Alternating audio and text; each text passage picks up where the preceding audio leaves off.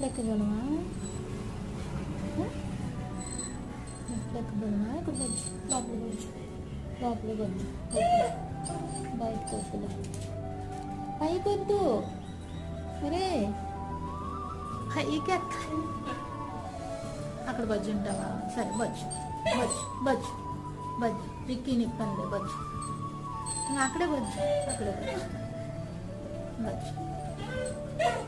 బాగుంది అంత బాగా. ఓకేనా?